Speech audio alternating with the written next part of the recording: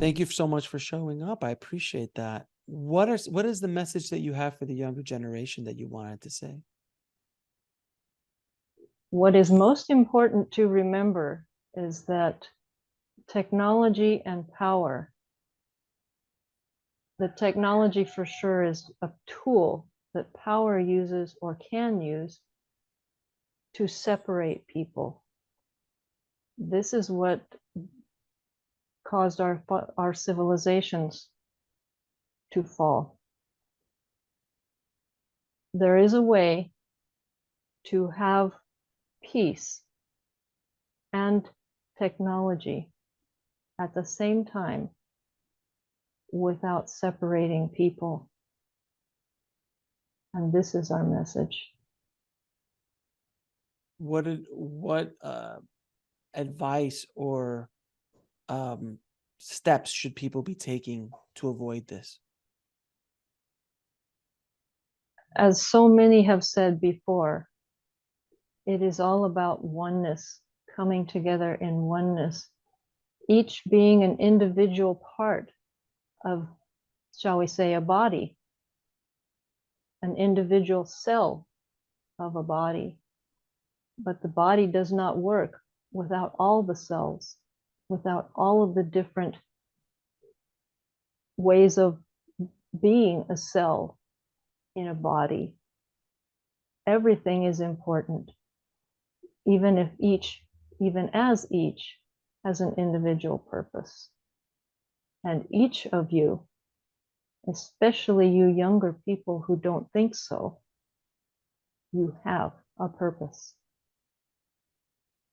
Can you name some of the lost civilizations that you are from? We have Atlantean, we have Chaco, we have Mu, we have Angkor Wat, and there are so many others that most people name and are familiar with.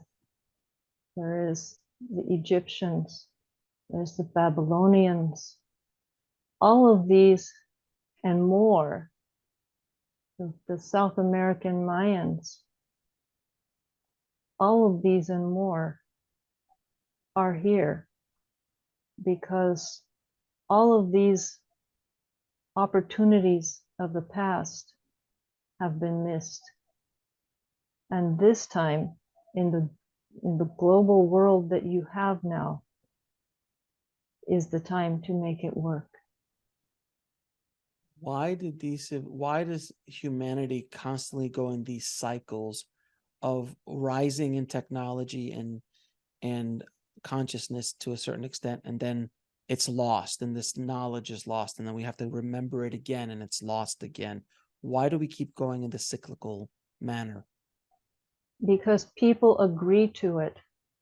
People may not realize they are agreeing to it, and they may feel like they are forced into going along with participating in it. But you always have choice.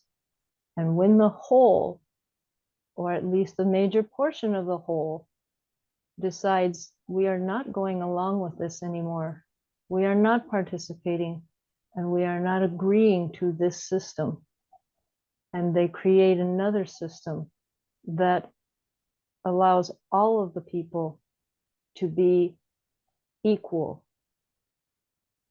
truly equal, then the society can move forward. All of us were not in that position. We did not choose to allow everyone to be equal. We allowed some to have power, much power, and that is what brought our civilizations down. We would like to give an example now of how this can be done, which is current and has been current for thousands of years. If we look at the Buddhist monks and nuns and the way they live life, they live without policing, they live without power structures. They live together. And they do this by coming together regularly and admitting publicly if they have erred and broken one of the rules that could allow there to be separation or pain. And then the person who has done this also decides how to move forward so that it doesn't happen again. In this way, there is no need for a power structure. There is no need for policing, which is another power structure.